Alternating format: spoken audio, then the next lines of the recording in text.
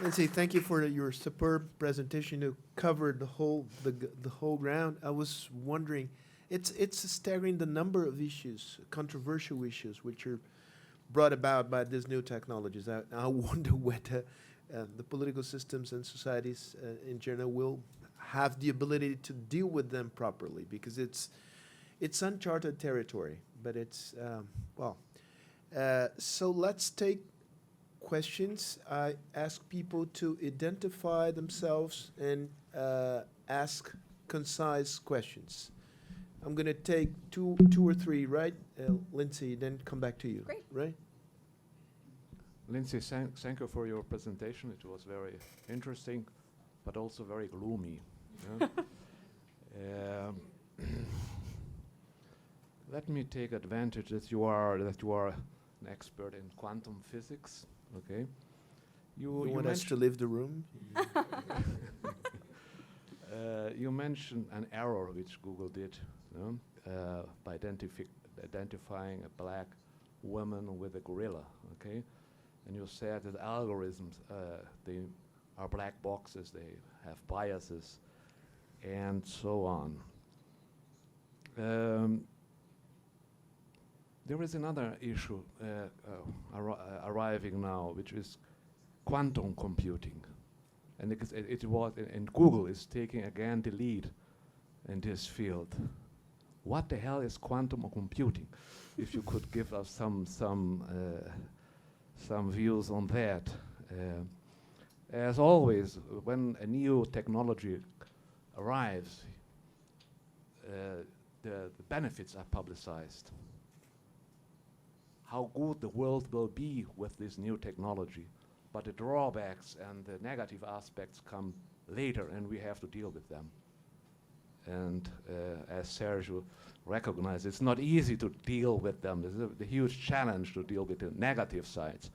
And now we have quantum computing, which, as far as I know, I'm a layman, will accelerate the capacity of processing hugely. Could you tell us a little more about that? All right, one more question maybe from this side. No one? Here, in the center.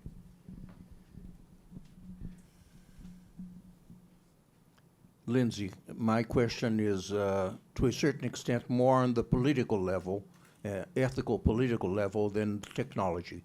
But the question is, I feel I'm more worried eventually than most people that as data has become more and more powerful, democracy is not enough. We have seen in history, all democracies have had authoritarian moments and actions. So it isn't really a catch-all shield. I have worked in China, and the interesting thing in China is that... Would you please we don't do facial recognition, not this sort of thing. Okay. So would you please identify yourself? I'm Claudio Frederico from the Brazilian National Transportation. Oh, now I recognize you. My facial recognition is lousy, you know. The beard. Yeah, the beard has grown. Okay. Yeah. But you're looking great. Still. The Chinese also thought I looked great. Yeah, they have the attractiveness score there. They know you better than I do. The interesting thing there, when you work, not as a visitor, but when you work within factories, is that most people will recognize that they have a more authoritarian system than we have. The only thing is that they agree. So democracy, this is one reason that democracy isn't a shield. Culture changes. And what people think is democracy depends on what the situation is. Here in Brazil, for instance, if you talk about security, most people will say no rights. No rights. For those guys, no rights. In the United States, you feel the same way. Yeah. There are people in the United States that feel the same way, and there are actions that happen there in this same type of extreme authoritarian situation. So I'm worried, what I'm worried with is that it's becoming further and further from the people control. People will not know enough very soon to control politically what we are trying to control in your speech here, in your talk here. And how and a kind of technological aristocracy is being formed that interprets for the people if an algorithm is acceptable or not acceptable. But this is making things further and further from the person controlling his destiny himself. So I'm worried on the political level how we are going to control this. And democracy is not enough.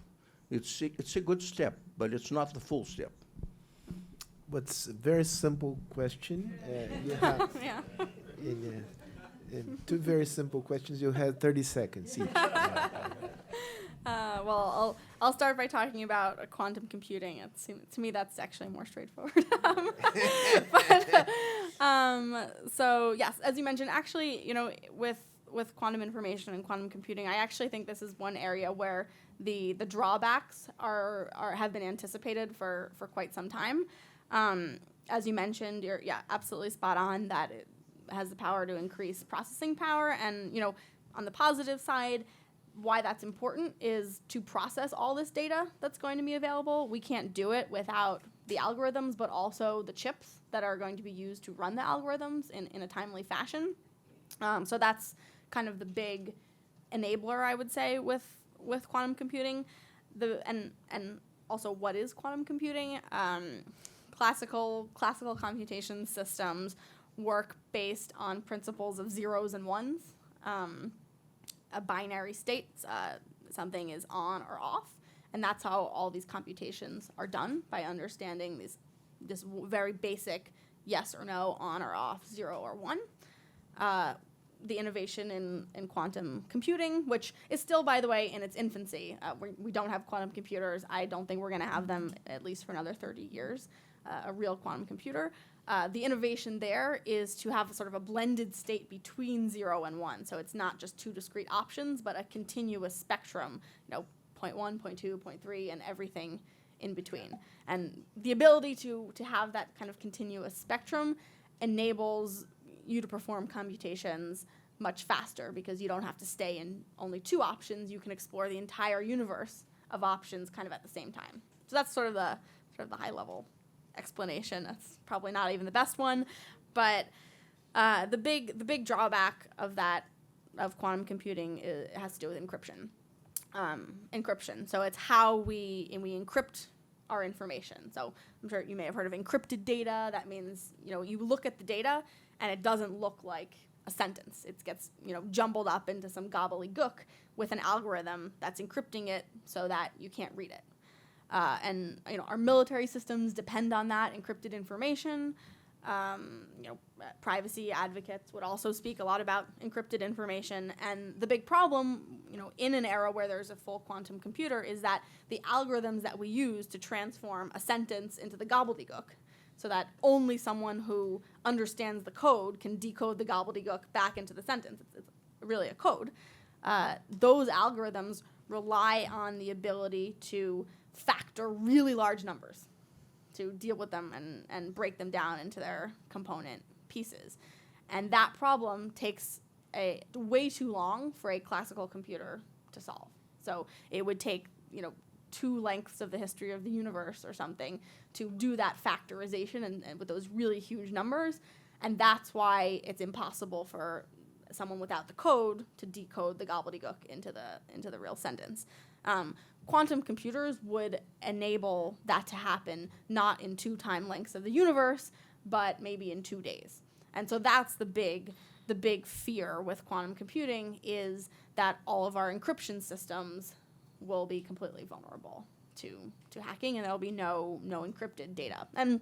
But this is something that scientists have been working on. They've been aware of this problem for quite some time now, and have been working on other measures, different ways of encrypting information that would be robust to quantum computing. So this is one area where maybe I wouldn't be as alarmist, because I still think it's quite a while out to have that full-scale quantum computer that could decrypt everything.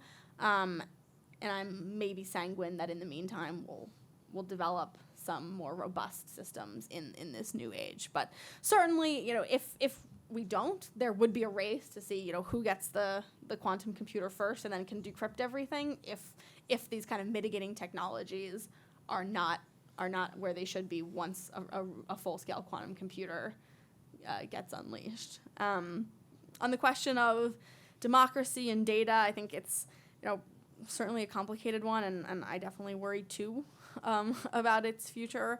I think, there are also some advantages for democracy in the data age, in that if you have all this information about someone and the population, you can also sort of understand what are the big issues. And maybe that's not necessarily an advantage for democracy. It could also be an advantage for authoritarian states to understand enough about the popular sentiment and be able to enact policies that try to deal with that and make government more responsive. But in terms of, what is democracy, and different states have different authoritarian moments, I go back to at least having some public accountability, and if you don't like something as a population, that you can vote someone out of office. If, in the United States, we don't like, there's a lot of protest around what's happening at the border. And, some people feel that that's, an authoritarian tendency. But I think the central feature is the ability to exercise the vote and make policy change. And I think you're right that it does rely on a certain amount of transparency on what's happening.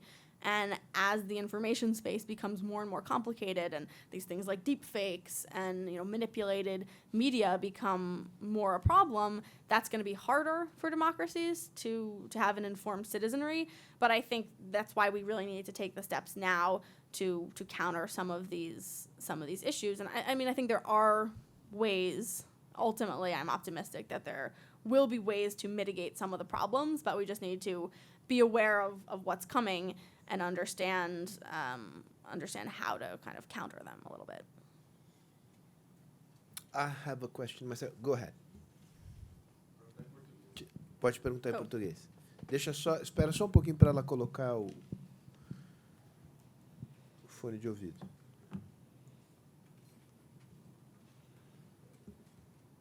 Ok. Pode ir. Bom dia. Channel 2, great. Ok. Bom dia, meu nome é Thiago, eu trabalho com educação para inovação e hoje estou treinando 200 mil professores no Brasil e são 300 mil alunos, né? Eu queria que você desse exemplos dessa área de inteligência artificial na área de aprendizagem e na área de educação. O que você pode trazer de exemplos positivos e que isso tem um impacto também importante no processo democrático e das desigualdades? Obrigado. Muito boa pergunta. Não que as outras não tenham sido. You go ahead.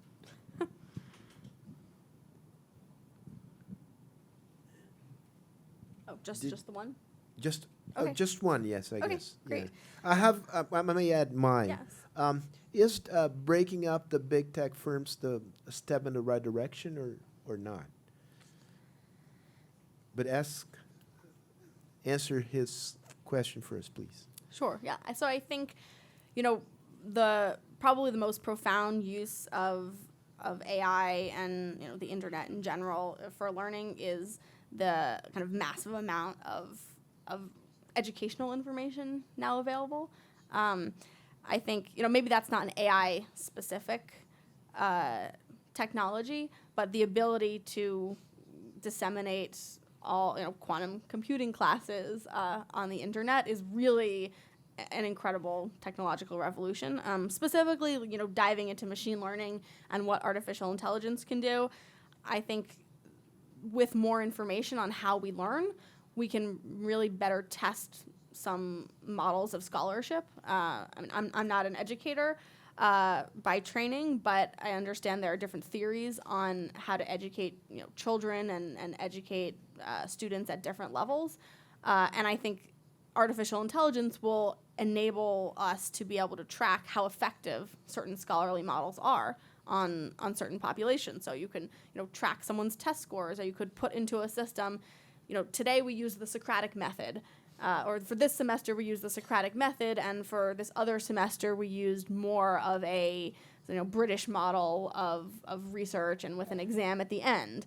And really have information and data at a large scale on the uses of these different models, not just within one classroom, but around an entire country, to really assess outcomes there. And I think, ultimately that successful education is the best defense against inequality, and understanding that, some learning models may work really well in an upper class, high wealth scenario, but may work extremely poorly in a rural or less more impoverished area. And having the data to understand those effects will, I think, get rid of kind of the one size fits all model of education, and also potentially enable more personalized learning. I think part of artificial intelligence and data in every industry is this trend towards personalization. I mentioned it in medicine.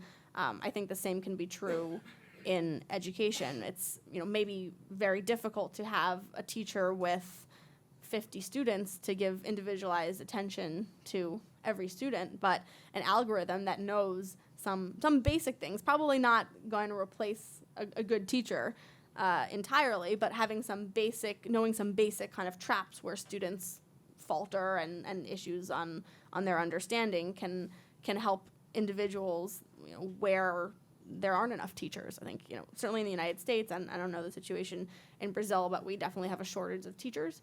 So the extent that smart algorithms can learn how to teach individual students and figure out what are the most effective ways to do that, that would be an enormous boon for education and for stopping inequality. Can I add one thing in this respect? Let me speak in Portuguese for a second. Outro dia eu estava numa conferência de uma rede, que é uma rede brasileira, dessas coisas interessantes no Brasil, que você tem, no meio de um monte de coisa complicada, você tem algumas iniciativas que de fato são de vanguarda. E é uma rede de cientistas e educadores. Há poucos países que formaram essa rede, o Brasil é um deles. E havia um pesquisador da USP que apresentou as possibilidades de sistemas inteligentes de tutoria. E num país em que, dentro da mesma classe, há muita heterogeneidade no aprendizado, o que acontece normalmente, você que trabalha com educação? Os professores acabam dando aula para os melhores e deixam os piores para trás. Isso vai gerando repetição e desistência, e não é à toa que, ao longo do percurso escolar, dos 100 que entram no início do percurso escolar, apenas 60 completam o ensino médio, se não me falha a memória. Então, tem uma perda enorme ao longo do processo. Esses sistemas inteligentes, eles permitem que, numa classe de 30 a 40 pessoas, sem prejuízo do papel que a professora tem, de haver programas de aprendizado mais ajustado às necessidades individuais. E à medida que essas máquinas vão ficando mais inteligentes, ele mostrou algumas das possibilidades, é muito interessante e mais do que isso, é muito engaging, é uma coisa que, de fato, prende a atenção do aluno. Eu acho que aí tem uma ferramenta que poderá permitir ao Brasil dar um salto em matéria de educação. Queria só agregar isso, porque eu fiquei impressionado com o depoimento que essa pessoa da USP deu.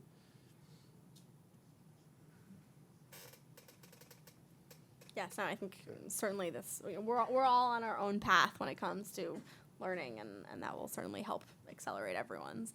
On the question of whether it's a good idea to break up the big tech companies, I think, for me personally, I, would need to see a more concrete line between what breaking them up is intended to achieve and how it's going to do that. I don't know that the solution to a problem is just to react and destroy something. Certainly, there are some anti-competitive arguments. I think with a lot of these companies, I'm not a trust lawyer or antitrust lawyer, but there may be some rationales on that domain. I question really though whether that simply breaking up companies is going to solve these challenges around data and around privacy and information. I think as a smarter first step, I would say let's require more transparency, especially on the data side, and see where we are, rather than probably rushing to break something and then not really understanding what the pieces will look like. I have another one. And it's a military one. I've read somewhere or heard from some expert that China is investing a lot on these technologies for many purposes, but one of those purposes is to leapfrog in military terms, because they know that using conventional tools, they will never catch up with the U.S. But if they take the lead in this new emerging technologies, they can be on equal footing with the U.S. in military terms. And is this a plausible scenario? Do you think this rationale makes sense? And do you see China and the U.S. on equal footing in military terms in the foreseeable future, or you think this is just fantasy or paranoid kind of reasoning? Yeah, I think so. I mean, first of all, China, I think it's important to point out that China is also investing heavily in sort of the more conventional military capabilities. Yeah, of course. They Right, have, right. the fastest peacetime naval buildup since before World War I. So they're commissioning ships at a rate that we have not seen in peacetime. So certainly trying to catch up in that way. But I do think that it is possible to leapfrog in these new technologies, because I think, if we look back at history, military advantage and military innovation has never been stagnant. So you can't stay at the top by just staying where you are. And especially with some of these technologies, in unmanned systems, autonomous warfare, I think democracies are going to, in the United States and in Europe, Brazil, they're going to maybe hold back because of a lot of these ethical concerns that we've talked about. So in a very scary world, there, without morals and ethics and all that, there would be certainly an opportunity to run ahead. Whether China is going to do that, I'm not quite sure. I'm not suggesting that they are not constrained by some ethical frameworks and legal frameworks as well. But certainly to the extent that these technologies are going to transform warfare, and I think they are. I think unmanned systems in particular have the potential to transform not just aerial conflict, but also naval conflict, and really shake some of the foundations of military strategy. One example is thinking about what does deterrence mean in an era where there's no one in the cockpit and no one guiding the ship. Is it as effective to have a blockade where there's no one actually in the ship? The cost of destroying that military asset is much lower. So I think a lot of these operational concepts that we rely on today are, may become obsolete in the future, and investments in these technologies and really in the application of these technologies has the potential to leapfrog. I don't think that the United States is necessarily, primed to be the loser here. I think there are a number of advantages, especially around data, that, leading in the military domain and having performed all these operations can confer in the autonomous system age. But, it's again about doing it ethically and responsibly, and also with alliance and partnerships. And that's, I think, one strength of democracies is this alliance system. That's an important component of military power as well, that it requires international buy-in. And that's something where, in recent years, I think the United States has faltered a little bit, but I hope that we'll get to a point with, where we're re-entrenching our international alliance system that has these military applications. And I think that's something that China doesn't really have, this network of alliances and partners. And that's why these kind of go-it-alone approaches are so deleterious. But really, it's not just about the technology. It's about the world. One final. Oh, okay. But you need a microphone, please. Another one. I'm the only one here entitled to make more than one question. No. You can do it. So thank you, Lindsay. My name is Khalil. I work with sustainability. But my question is thinking about democracy, as Claudio here said, but going beyond, looking to the society at large, at citizenship. What is your feeling about the future with these technologies that are coming, and some of them are already here, that we may have two classes of citizenship, the digital citizenship and the others? And this reminds me about Aldous Huxley, that book and so on. So what is your vision about this? Because we may be happy maybe with this situation. That I am not citizen, a digital one, but I'm happy it's working. I don't know. Thank you. I will allow you, Arno, to ask a final, concise, and brilliant question. Thank you, Sergio. My second question refers to the first question of Sergio, and I will be more specific. I will give names to the companies. Okay. You talked about the misuse or abuse of authoritarian regimes of this new technology, but there is a similar problem when the concentration of this capacity of this technology and is in the power is in private hands. And Facebook is, in fact, Facebook and its companies, related companies, is in fact under scrutiny everywhere, okay, mainly in the US. Most of the public debate, of the democratic debate today, I think, occurs on these platforms which Facebook controls. There's a big opportunity for misuse and abuse also. What do you have to say about that? So as you can see, Elizabeth Warren is getting traction here too. Mm-hmm. Yeah. Well, she has some good points. Go ahead.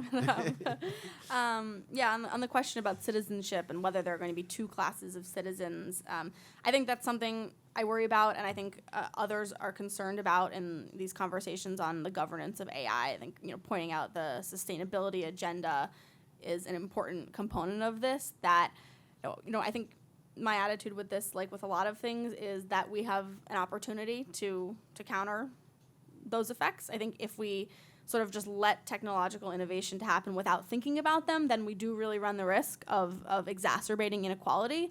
But if we can make some investments in areas like in personalized education and reskilling and retraining our workforces that may be replaced with automation, and really recognize sort of the power of the technologies to help societies and aggressively go after that, even if it's not the first business case that someone thinks of, then there could actually be a strong positive economic opportunity. I mean, one example is in remote work.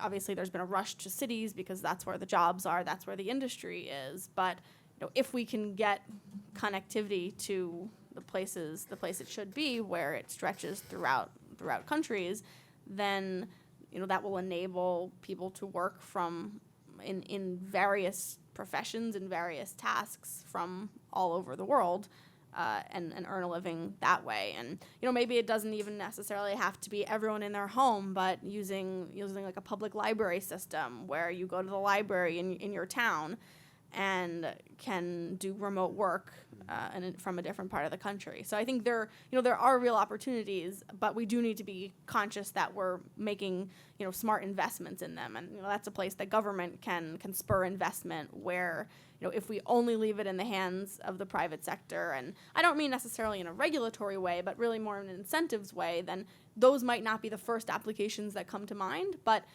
I still think they could be good and productive, economically productive and value-added applications. So that's where, I think you're absolutely right to be thinking about the sustainability and making sure people are connected and have these opportunities. Because I do think they will accrue, the opportunities can accrue to everyone, but they may not sort of naturally. On the question of, I guess, Facebook and the scrutiny and kind of the misuse of that platform, and that's something that my organization thinks about a lot. We were originally started to counter the problem of Russian disinformation on social media, including Facebook, and it certainly has not gone away. I will say they've taken some, very, very small steps, I think, at least to understanding the problem a little bit more. I think certainly Facebook in particular has sort of a PR problem in that they say they're going to fix something, and it's really not credible, and at the same time they have these massive data breaches of personal information. So I think they've lost a lot of credibility in the eyes of the world. It's also, I think, not to defend them too much, but I think it is sort of a hard question of, specifically when you're thinking about disinformation and removing harmful content. Where do you draw the line, and who gets to decide what content should stay up and what content should be removed? And I think that's where there's a danger of sort of an authoritarian slide, even among democracies, is if we try to over control and put that in the hands of the state, of becoming the ministry of truth and deciding what content is fake news and what content is not. That could run afoul of some freedom of expression concerns. I think Facebook the one thing that I would say that Facebook in particular is not doing such a great job of, and other platforms like Twitter have done a little bit of better job in this realm, is on transparency. So that means, as I talked about, the transparency of the algorithms. I'm not saying, open the algorithm and share the books with the entire world, but at least maybe perform some basic tests to show that these are not biased, to show that you're not preferentially selecting these, conspiratorial content. But then also transparency on when they remove accounts, because Facebook, Twitter, YouTube, they all remove accounts for, coordinated inauthentic behavior, for terrorist content, for hate speech. But right now, they're not saying why they remove them. They're just taking them down, and they're not even leaving the accounts showing which ones they took down. So I think that's one really concrete step. Share that information with researchers to understand every time you take down an account, let's tie it to a specific violation of the terms of service. And recently when Facebook and Twitter took down some accounts based on the Hong Kong protests that were determined to be attributed to the Chinese government, these sort of fake accounts in the United States and elsewhere, tapping into the Chinese diaspora, Twitter actually did a really good job of publishing all the posts from all the accounts and explaining why they were taken down. Facebook was not as transparent, but one positive step that came out of that was that there was kind of coordination on the platform to platform level. Originally Twitter found out about it and shared that information with Facebook. So there is, I think, some hope, but yeah, certainly far greater transparency. And when we talk about how to regulate, and that's really, I think, where what we should be requiring, that if the government shouldn't be the one to decide what stays up and what comes down, and I don't think it should be, then we need to at least know why things are coming up and why things are coming down and staying up, so that there's some public accountability at least for these platforms. All right, Lindsay, it's been wonderful. I think conversation must go on. I hope we can have you back soon here. Thank you so much. Thank you. Thank you. all.